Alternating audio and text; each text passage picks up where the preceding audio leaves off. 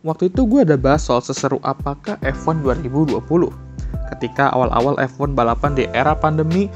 Nah sekarang gue akan mundur 8 tahun dan gue akan ngebahas seseru apakah F1 2012.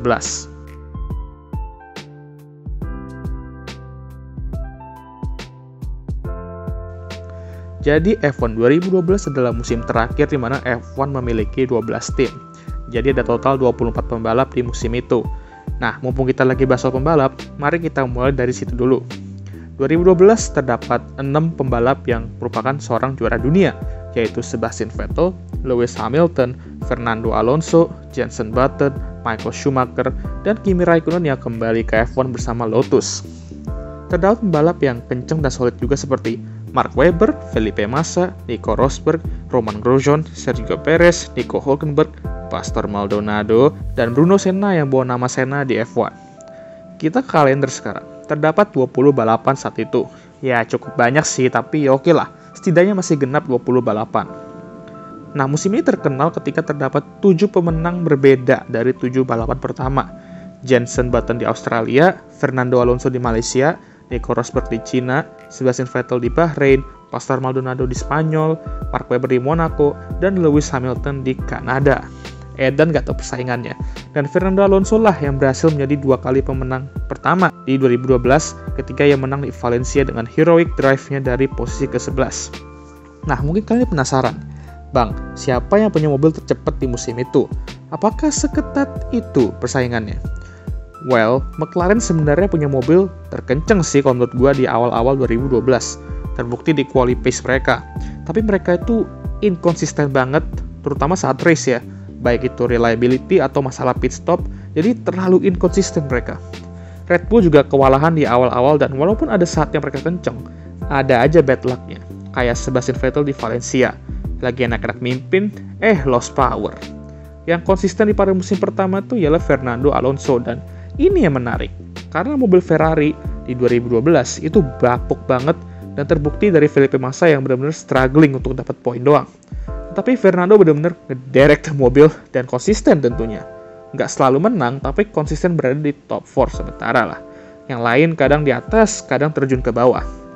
Maka dari itulah, setelah paruh musim pertama, Fernando Alonso memimpin klasemen dengan jarak 40 poin dari Mark Webber di posisi kedua.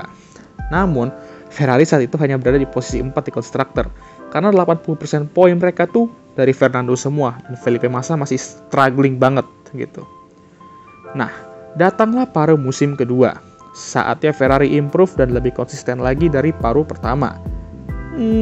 Ya sebenarnya mereka improve sih, tapi Nando mengalami banyak sekali bad luck, seperti di Belgia, ketika ia menjadi korban karambol di turn pertama, dan di Jepang, ketika ia harus lagi DNF setelah turn 1, dia spin ya. McLaren sempat ngeraih momentum ketika mereka menang di Belgia sama Italia, tapi lagi dan lagi kurang konsisten dengan reliability mereka.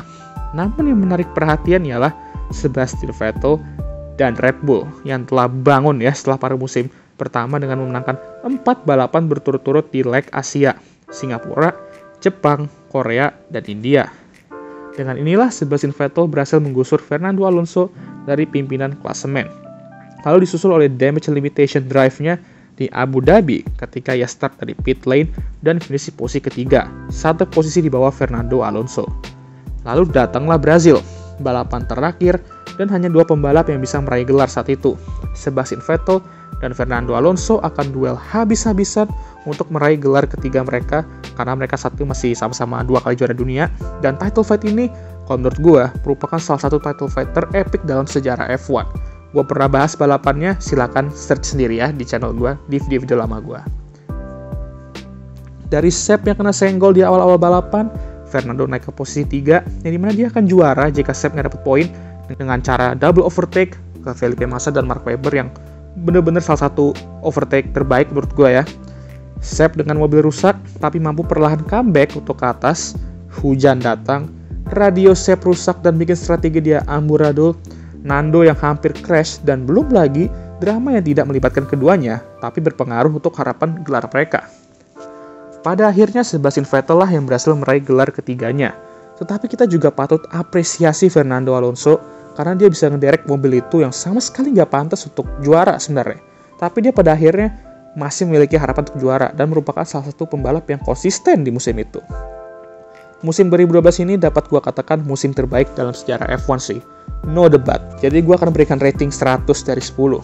Karena musim ini tuh punya semuanya coy. Balapan-balapan seru, grid yang kompetitif di mana banyak sekali pemenang dan podium yang berbeda ya. Persaingan ketat dan di mana sampai akhir balapan pun masih ada title fight. Musim-musim kayak ginilah yang kita pengen gitu sebagai fans, dan kita mendapatkan hal yang serupa di 2021. Dan gue harap bahwa itu bukan yang terakhir. Gue bener-bener hoki banget sih bisa nonton musim ini secara live, walaupun gak semua balapan gue tonton, tapi setiap balapan itu gokil-gokil sih, dan setiap momennya pasti gak akan gue lupakan begitu aja. Nah, sebelum gue end video ini, mari gue rekap sedikit beberapa data dari musim ini.